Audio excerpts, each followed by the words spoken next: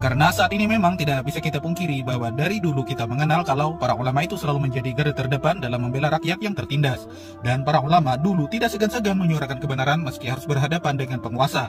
Namun kini sayangnya sepertinya hal itu sudah tidak terjadi lagi atau bahkan jarang ada ulama yang punya sikap seperti itu kecuali Habib Rizik Syihab.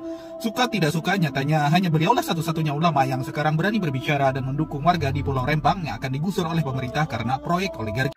Assalamualaikum warahmatullahi wabarakatuh.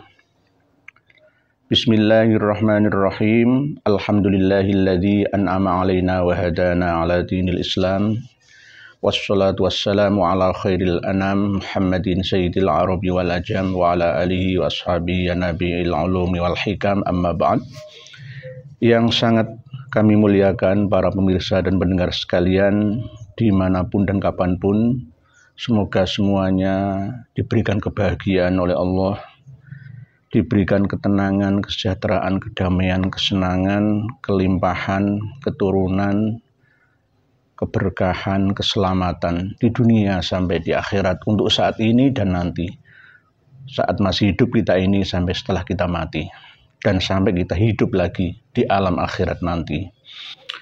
Pada kesempatan yang penuh dengan kebahagiaan ini kita akan berbincang masalah pembelaan terhadap saudara-saudari kami yang ada di Pulau Rempang, Batam, Kepulauan Riau,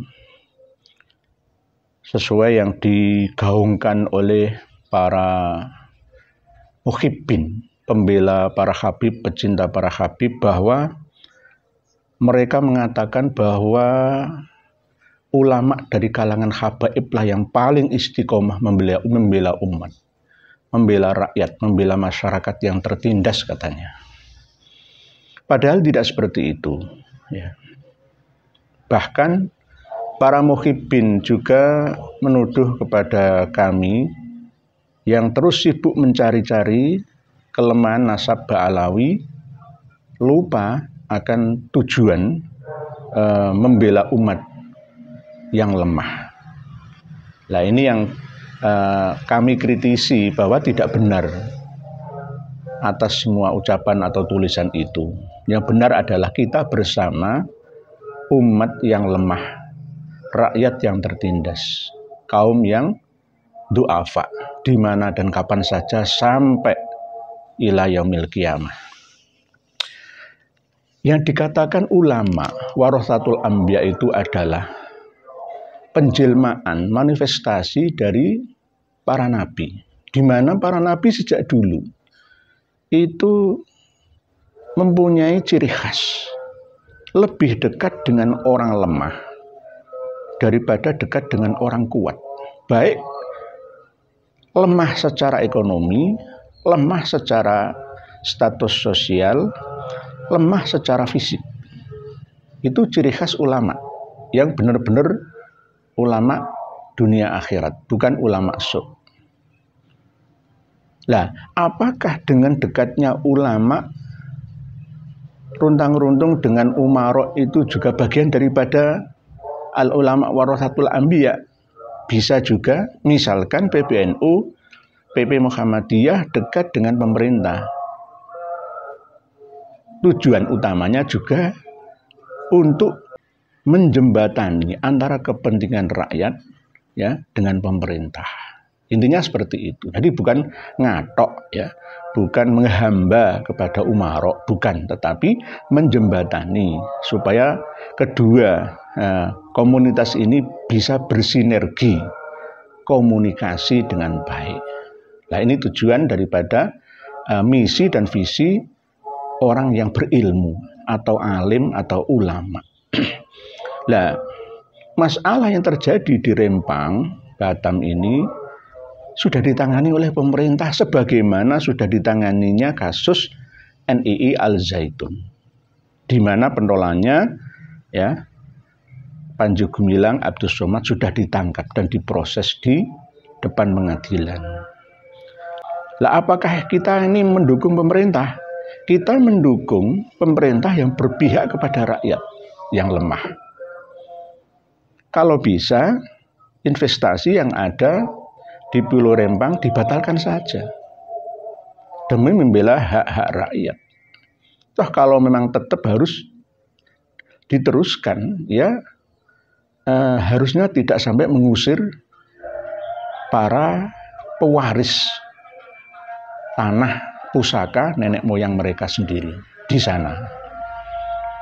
Jadi ada 50-50 ya. Semua saling menguntungkan, jangan sampai ada yang dirugikan. Karena ini semua berada di tanah yang merdeka.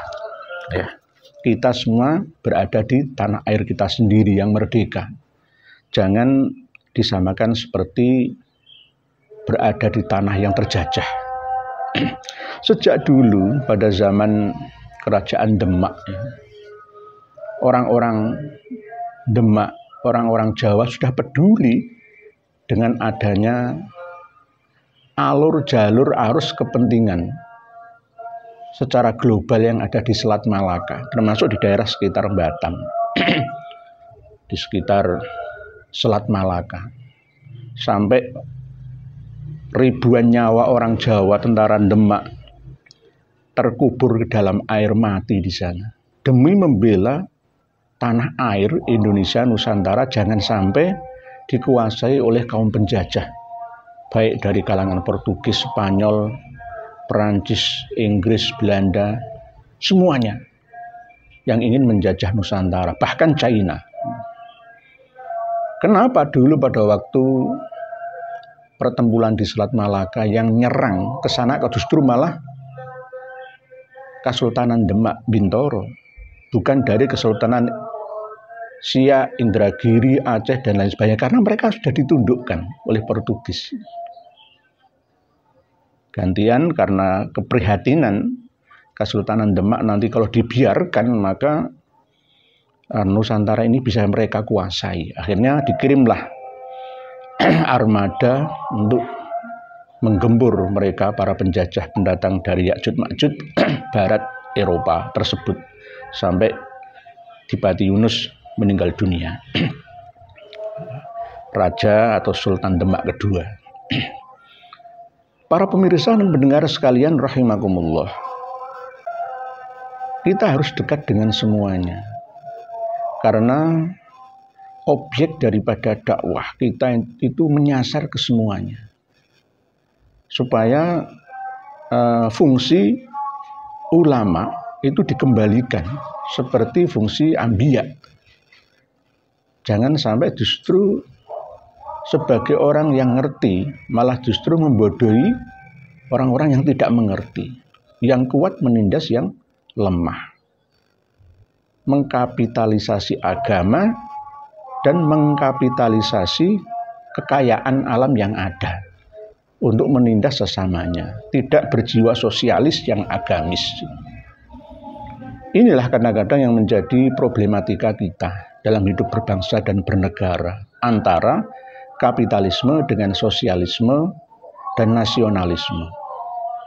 Dulu pernah digaungkan oleh Bung Karno Nasakom, ya, nasionalis, agama, dan komunis. Tetapi mungkin cocoknya untuk sekarang adalah nasionalis, sosialis, dan agamis. Bukan komunis, tapi sosialis. Karena memang untuk membedakan mana komunis dan sosialis itu agak-agak mirip-mirip tipis, sulit-sulit tipis itu. Sebenarnya doktrin sosialis itu bisa diterima oleh nasionalis dan juga bisa diterima oleh kalangan agamis, spiritualis.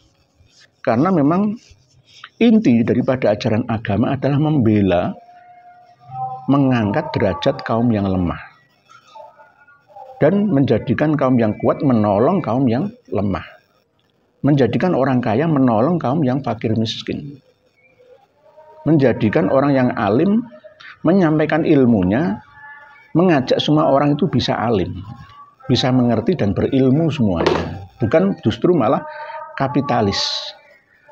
Tidak boleh semua orang berilmu kecuali saya, tidak boleh semua orang itu kaya kecuali saya, tidak boleh orang itu mencintai negerinya kecuali saya. Saya inilah yang paling nasionalis, yang NKRI harga mati itu saya. Tidak seperti itu. Oleh sebab itu, jika boleh digabungkan kembali nasakom itu dirubah komnya, yakni nasasos, nasionalis, agama dan sosialis. Ya. Ini yang tidak melanggar ajaran Islam. Ada zakat, ada infak, ada sedekah.